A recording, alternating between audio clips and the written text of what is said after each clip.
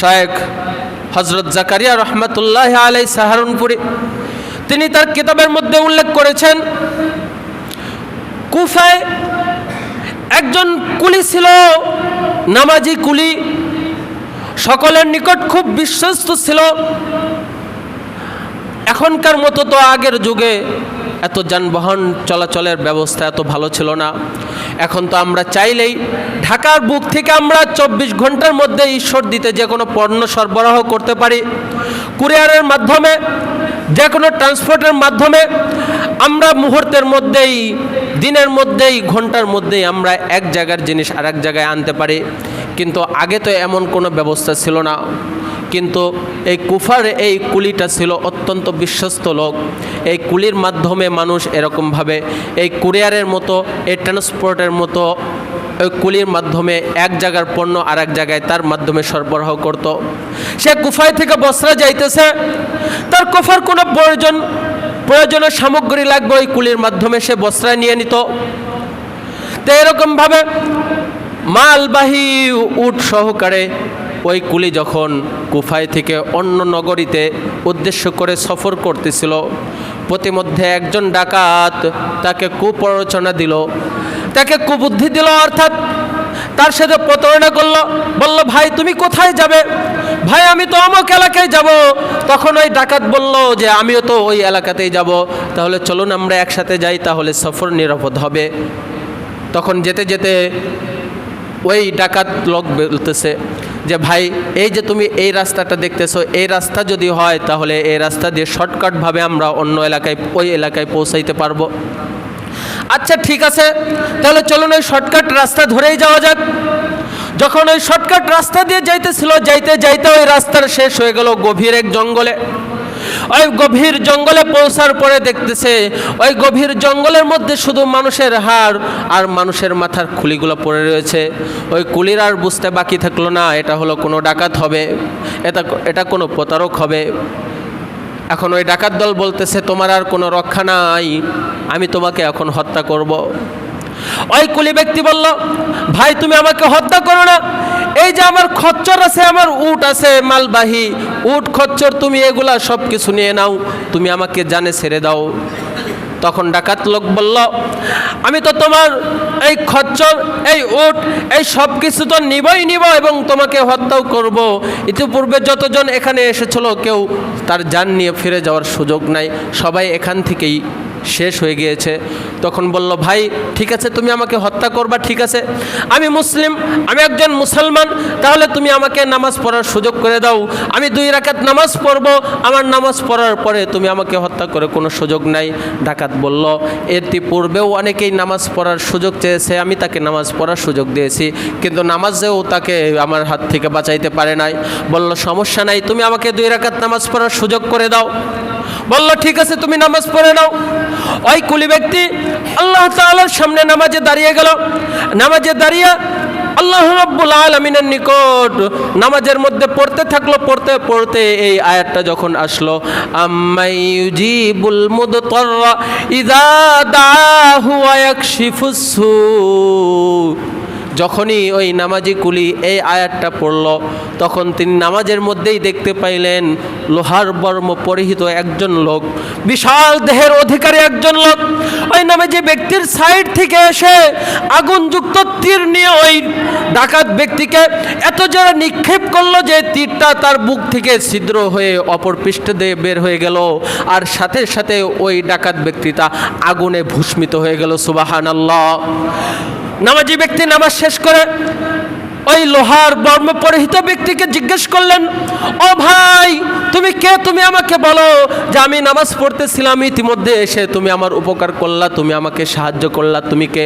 ওই ব্যক্তি বলতেছে, তুমি যখনই বলছো যে আম্মাইয়ুজিবুল মুদতাররা ইযা দাআহু ওয়া ইয়াকশিফুস সু, যে তখন তুমি অনন্যপায় হয়ে যাও, যখন তোমার আর কোনো উপায় থাকে না, তখন আমি ছাড়া আর কে তোমাকে রক্ষা করবে? আমি এই আয়াতের সাথে নিযুক্ত ফেরেশতা। সুবহানাল্লাহ। আল্লাহ রাব্বুল আলামিনের পবিত্র কোরআনের অগণিত আয়াতের সম্পৃক্ত আয়াতের সাথে সংশ্লিষ্ট ফেরেশতা নিযুক্ত করা রয়েছে, যে ওই আয়াত যখন পড়া হবে ওই আয়াতের যে মিন, ওই আয়াতের যে অর্থ, ওই আয়াতটা যে উদ্দেশ্যে অবতীর্ণ করা হয়েছে সঙ্গে সঙ্গে ওই ফেরেশতা অবতীর্ণ হয়ে যায়। সুবহানাল্লাহ। আমি বেশ কয়েক জমা যাবৎ আলোচনা করতেছিলাম যে মানুষ বিভিন্ন কারণে দিন থেকে সরে যায়, দিনের পথ থেকে দূরে সরে যায়, দিনদার হতে পারে না, পরহেজগার হতে পারে না। এর মধ্য থেকে অন্যতম ছিল শয়তানের ধোঁকা, সম্পদের লোভ, সম্মানের মোহ, সমাজের মানুষকে ইসলামের পোশাক পরে সমাজে চলাফেরা করা, লজ্জাবোধ করা,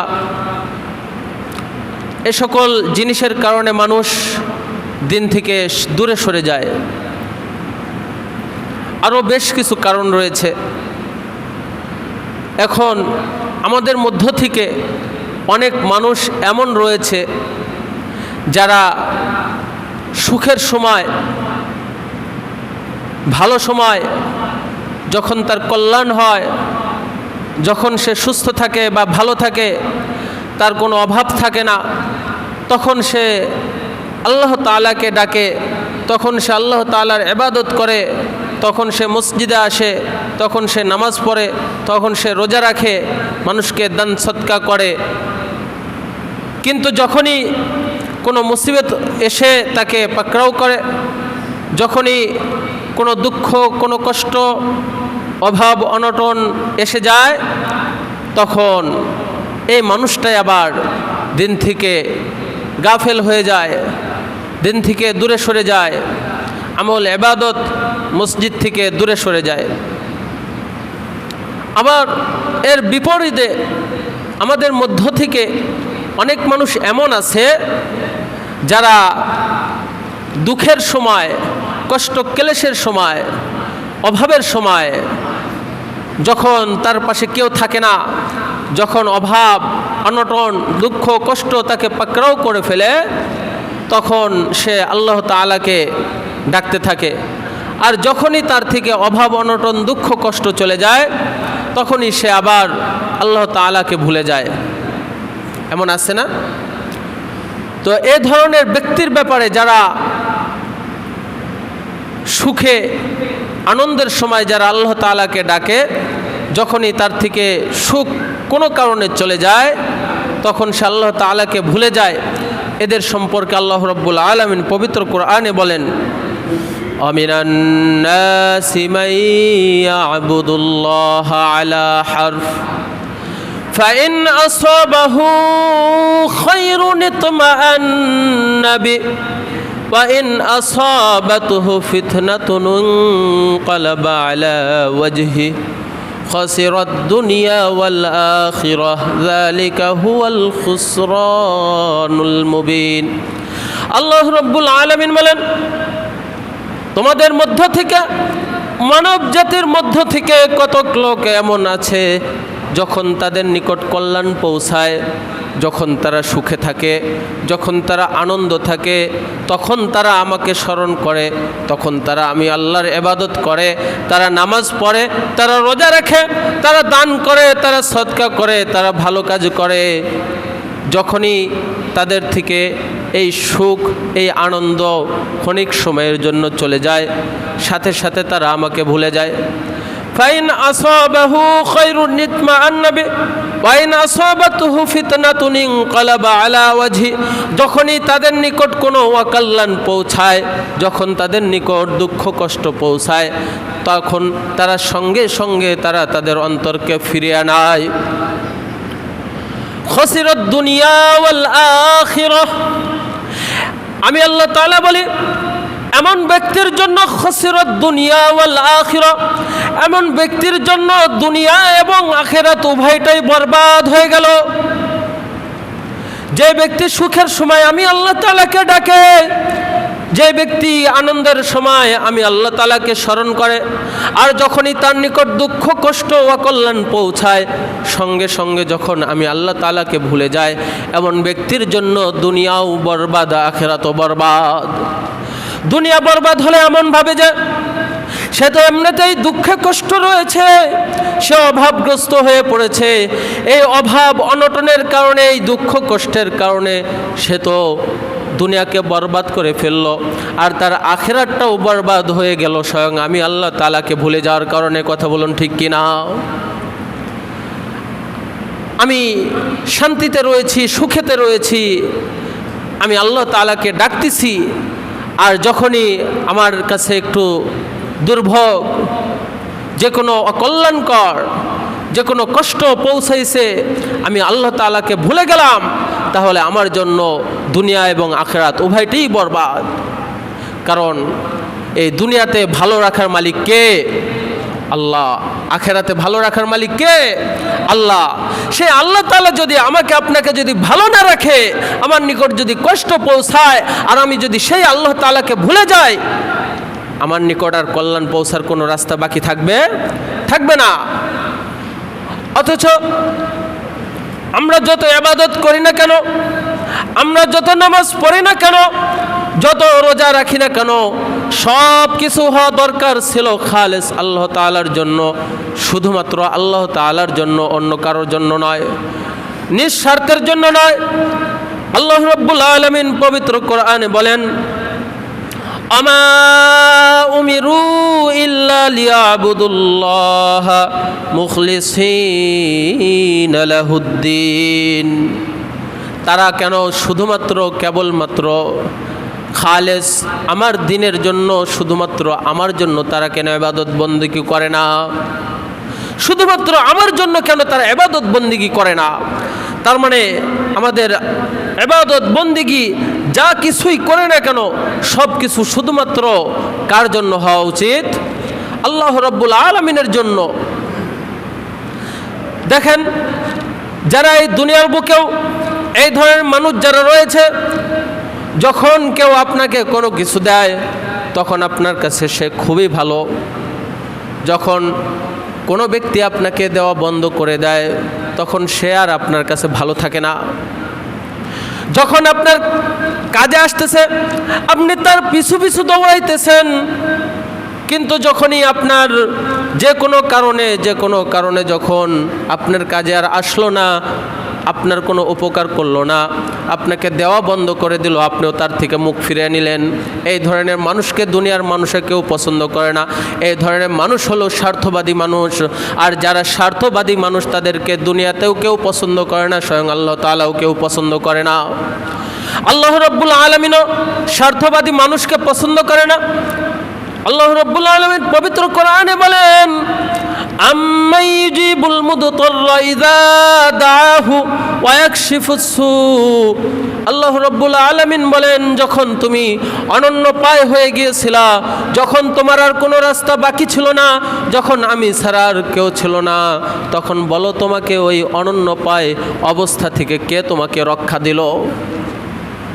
অনন্য পায় যখন আর কোনো উপায় থাকে না, সেই অবস্থা থেকে কে আমাদেরকে মুক্তি দেয়? আল্লাহ রাব্বুল আলামিন। কিন্তু যখনই আমরা বিপদ থেকে মুক্তি পেয়ে যাই, যখনই আমাদের থেকে দুঃখ কষ্ট সব কিছু চলে যায়, তখন আমরা আল্লাহ রাব্বুল আলামিনকে ভুলে যাই। আমরা আল্লাহ তাআলার সাথে গাদ্দারি করি, আল্লাহ তাআলার সাথে নাফরমানি করি। আল্লাহ রাব্বুল আলামিন পবিত্র কোরআনে বলেন, কুল আরাআইতুম ইন আসবাহা মাউকুম গাওরান ফামান ইয়াতিকুম বিমাইন মাইন। এক শ্রেণীর কৃষক রয়েছে, যখন তাদের কোনো উপায় থাকে না, এই যে চৈত্র মাসের রোদ, আকাশে বৃষ্টি নাই, আকাশে মেঘ নাই, ধানের জমি রোদে চুরমার হয়ে যাচ্ছে, ফেটে যাচ্ছে, ধানগুলো শুকিয়ে যাচ্ছে, ধানের গোড়ায় পানি নাই। এই সকল কৃষকেরা আল্লাহ তাআলাকে খুব ডাকতেছে, আল্লাহ তুমি মেঘ দাও, বৃষ্টি দাও। এমনকি তারা হুজুরদেরকে ডেকেও দোয়া করাই নিতেছে, হুজুরদের কাছে আসতেছে, হুজুর একটু দোয়া করেন আল্লাহ রাব্বুল আলামিন যেন আমাদেরকে এই বিপদ থেকে রক্ষা দেয়, আল্লাহ রাব্বুল আলামিন যেন আমাদেরকে আকাশ থেকে পানি বর্ষণ করে। এরকম করে না? হয়তোবা আপনাদের এদিক ধানের আবাদ খুবই কম, যার কারণে হয়তোবা জানা নাও থাকতে পারে, কিন্তু যে সকল এলাকা কৃষি নির্ভর ওইসব এলাকায় এসব দেখা যায়। আমরা নিজের ছাত্র জীবনে করে আসছি, এমনকি আমরা পুরা মাদ্রাসার ছাত্ররা গিয়ে মাঠের মধ্যে গিয়েও আমরা আল্লাহ তাআলার কাছে দোয়া করেছি, বৃষ্টির নামাজ পড়েছি। কিন্তু যখনই আল্লাহ রাব্বুল আলামিন আসমান থেকে বৃষ্টি নাজিল করেন, যখন খুব সুন্দরভাবে ধানের আবাদ হয়ে গেল, যখন খুব সুন্দরভাবে আবাদ বসত ঘরে উঠে গেল, তখন এই সকল কৃষকরাই ধান বিক্রি করে, চাল বিক্রি করে, তারা যাত্রার গান দেখার জন্য ব্যস্ত হয়ে পড়ে, তারা বিভিন্ন নাটক ইত্যাদি দেখার জন্য ব্যস্ত হয়ে পড়ে। ধান বিক্রির টাকা দিয়ে কিভাবে ঘরের মধ্যে টিভি কিনে আনবে সেই দিকে তারা ব্যস্ত হয়ে পড়ে। এর মানে বোঝা গেল যখনই আল্লাহ রাব্বুল আলামিন তাদেরকে বিপদ থেকে উদ্ধার করে দিল, তখনই তারা আল্লাহ তাআলার সাথে নাফরমানিতে লিপ্ত হয়ে গেল। আল্লাহ রাব্বুল আলামিন এই সকল ব্যক্তিদেরকে লক্ষ্য করে বলেন, قل أرأيتم إن أصبح ماؤكم غورا فمن يأتيكم بماء معين।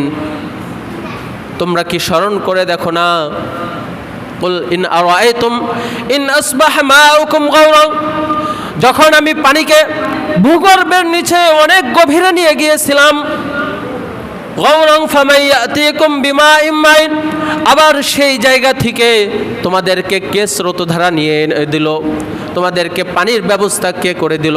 কে করে দিল ভাই? আল্লাহ রাব্বুল আলামিন। এই চৈত্র মাসে কিন্তু পানি অনেক গভীরে চলে যায়, কিন্তু যখনই আবার উপর থেকে বৃষ্টি আসে তখন দেখবেন মেশিন স্টার্ট দেওয়ার সাথে সাথে কত একদম পাইপ ভরে পানি বের হয়, কিন্তু যখন বৃষ্টি থাকে না মেশিনের কালো ধোঁয়া বের হয়ে যায়, কিন্তু পাইপে কি নাই? পানি নাই।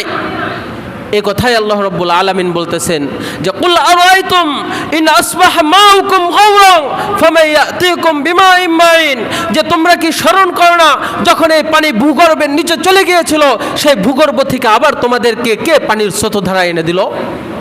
এখন তোমাদের ঘরে ধান উঠে গিয়েছে, এখন তোমরা সচ্ছল হয়ে গিয়েছো, এখন তোমাদের নিকট থেকে বিপদ চলে গিয়েছে, আর তোমরা আমি আল্লাহ তাআলাকে ভুলে গিয়ে তোমরা নাট্যমঞ্চের দিকে তোমরা এগিয়েছ, তোমরা তো নাফরমান।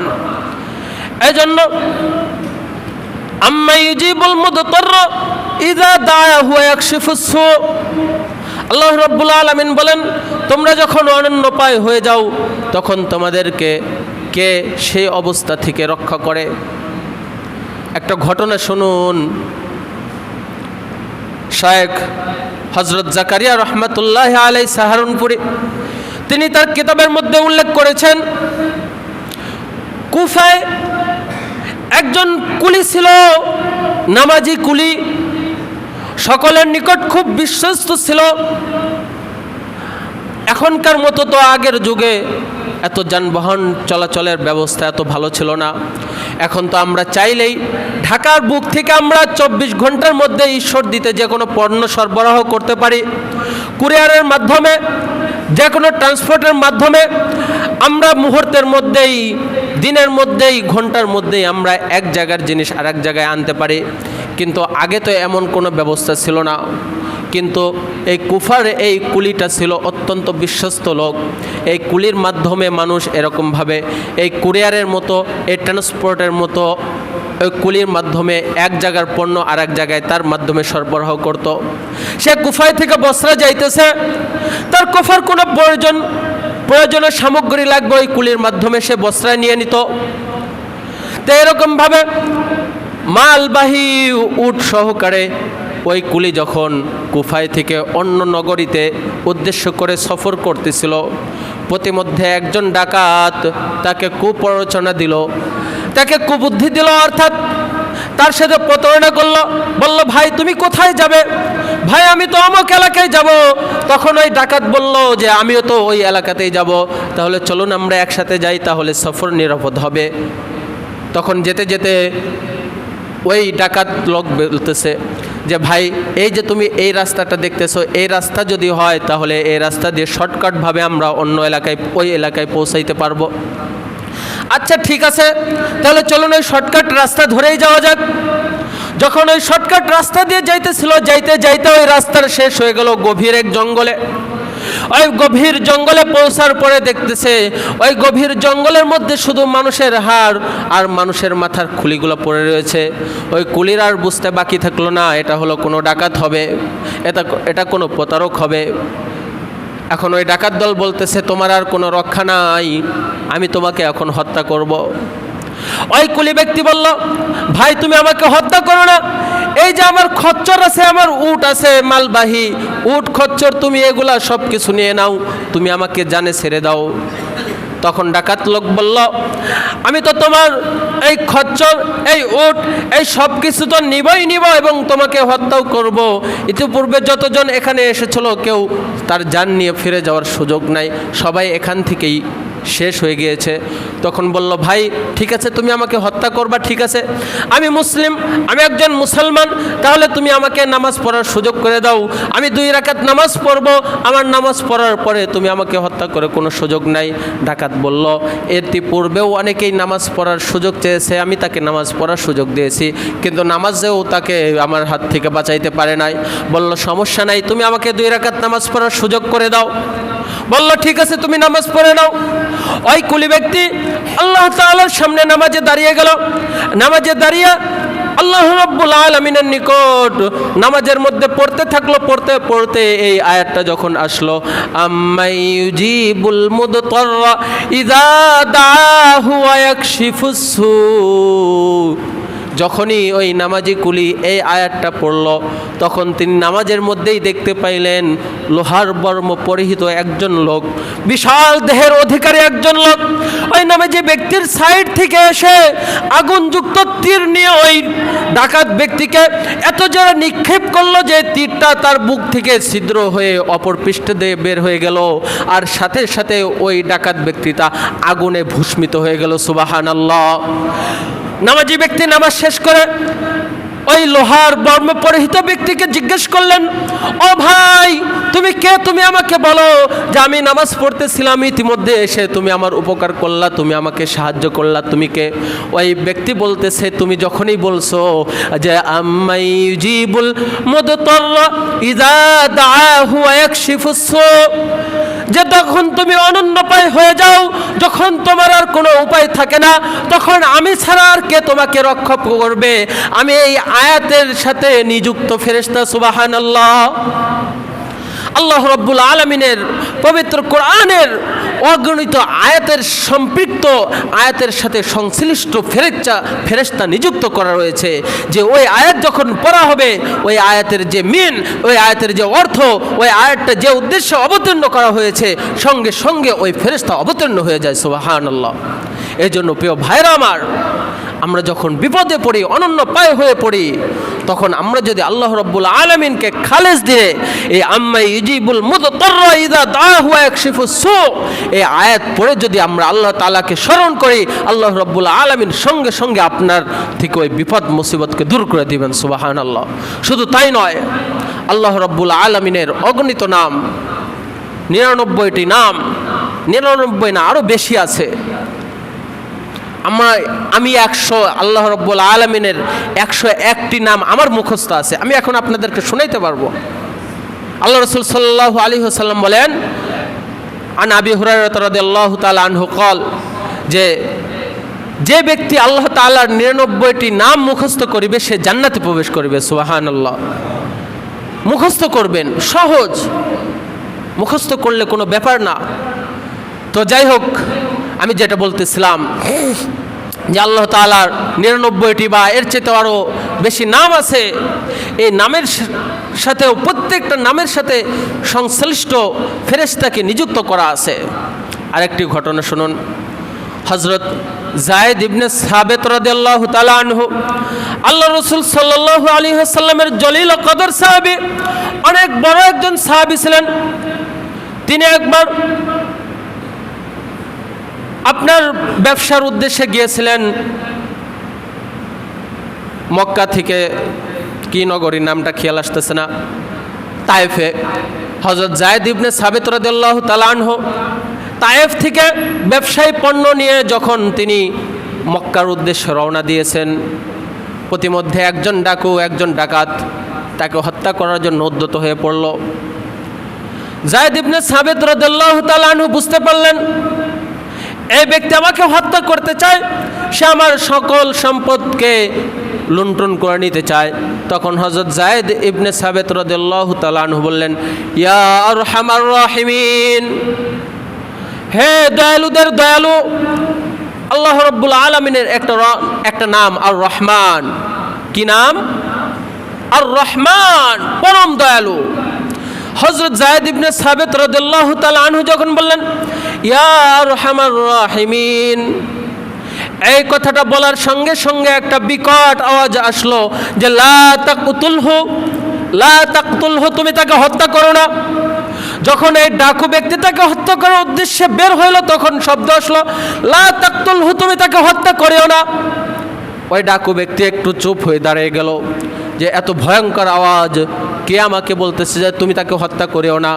মনে করেন আপনি যদি কাউকে হত্যা করার জন্য যদি যান, যে একজন মানুষ আরেকজনকে হত্যা করবে, সবাই তো চায় যে গোপনেই হত্যা করতে, কি বলেন? তার জানে ভয় থাকে যে কেউ যদি দেখে ফেলে বা আমাকে তো বাধা প্রদান করবে। যখন এমন আওয়াজ আসলো লা তাকতুলহু, তুমি তাকে হত্যা করো না, সে পিছিয়ে হটলো, আশেপাশে তাকিয়ে দেখে যে কেউ তো নাই।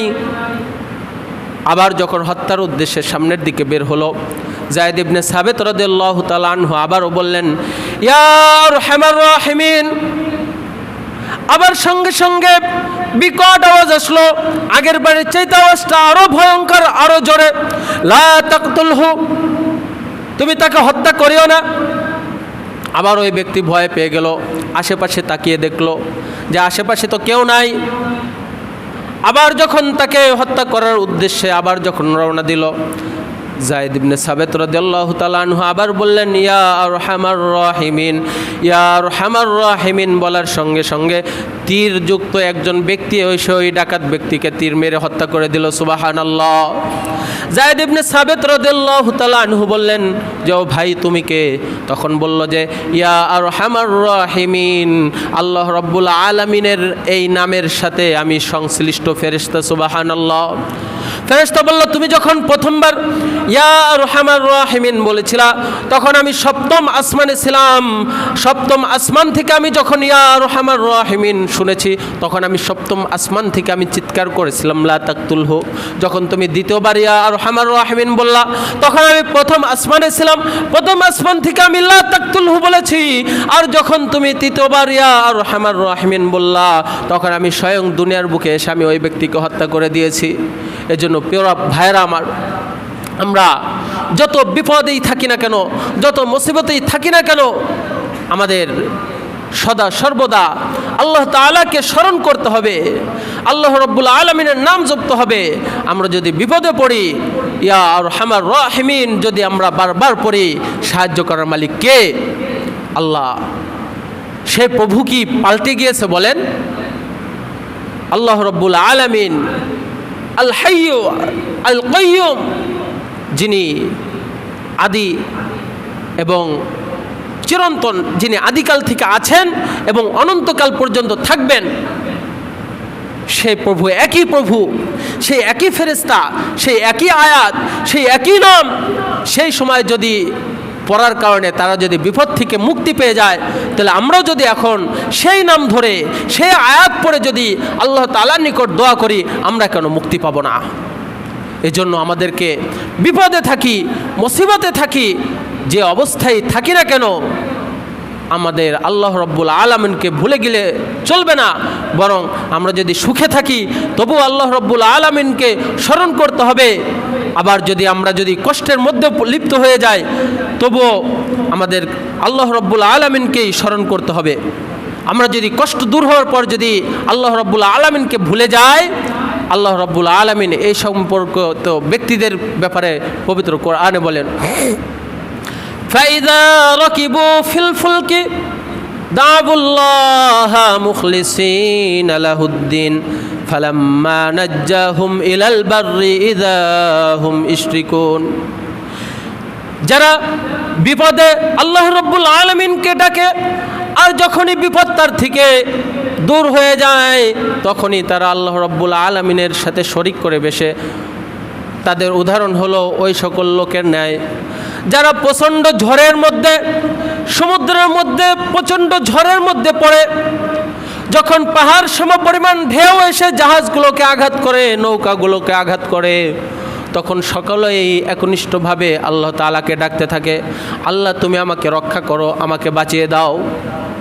এখানকার তো অধিকাংশ ভাইরা, অনেক ভাইরাই নদীতে মাছ ধরে, নৌকা নিয়ে মাছ ধরতে যান, যখন বিপদ এসে যায় তখন আপনারা আল্লাহ তাআলাকে ডাকেন না?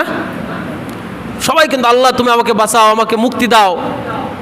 ঠিক এই বিশাল সমুদ্রে বিশাল বিশাল জাহাজ বলেন, নৌকা বলেন, যাই বলেন না কেন, যখন বিপদ এসে যায় তা স্বয়ং আল্লাহ রাব্বুল আলামিনের কথা মানুষ একনিষ্ঠভাবে আল্লাহ তাআলাকে ডাকতে থাকে যে তুমি আমাকে বিপদ থেকে হেফাজত করো, আমাকে বাঁচাও।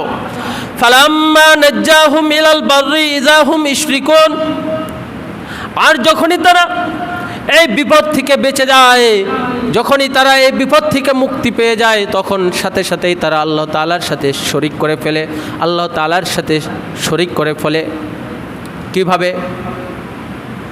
বিপদ থেকে মুক্তি পাওয়ার সাথে সাথে বলে, আজকের যে নাবিক ছিল, আজকের যে মাঝি ছিল, এই মাঝিটা খুব অভিজ্ঞ মাঝি ছিল। কি বলেন? আজকের মাঝিটা যদি, আজকের নাবিক যদি অভিজ্ঞ না থাকতো তাহলে এই ঝড়ের মধ্যে থেকে আর বের হওয়ার কোনো উপায় ছিল না। সাথে সাথে আল্লাহ তাআলার সাথে শরিক করে ফেললো, মুক্তি দিলেন আল্লাহ। আর তিনি বলতেছেন যে আজকের মাঝি কি ছিল? অভিজ্ঞ ছিল, যার কারণে আমি এই ঝড়ের মধ্য থেকে মুক্তি পেয়েছি, তাছাড়া মুক্তি পাওয়ার কোনো উপায় ছিল না। এজন্য প্রিয় ভাইরা আমার, সদা সর্বদা সুখে থাকি, দুঃখে থাকি, বিপদে থাকি, মুসিবতে থাকি, সদা সর্বদা আল্লাহ রাব্বুল আলামিনকে স্মরণ করতে হবে, সদা সর্বদা আল্লাহ রাব্বুল আলামিনের ইবাদত বন্দেগী করতে হবে। আমি যে অবস্থায় থাকি না কেন আল্লাহ রাব্বুল আলামিনকে ভুলে গেলে চলবে না। যদি আমি আল্লাহ রাব্বুল আলামিনকে ভুলে যাই তাহলে আমার থেকে ওই বিপদ আর কোনোভাবেই দূর হবে না, বরং খসিরত দুনিয়া ওয়াল আখিরা, যে আমার দুনিয়াও বরবাদ, আখিরাতও বরবাদ। আল্লাহ রাব্বুল আলামিন আমাকে সহ আপনাদের সকলকে বিপদে আপদে, সুখে শান্তিতে সদা সর্বদা আল্লাহ রাব্বুল আলামিনকে স্মরণ করে তার ইবাদত বন্দেগীর মধ্যে লিপ্ত থাকার তৌফিক দান করুন। সকলে বলি আমিন। ওয়া আখিরু দাওয়ানা আলহামদুলিল্লাহি রাব্বিল আলামিন। যারা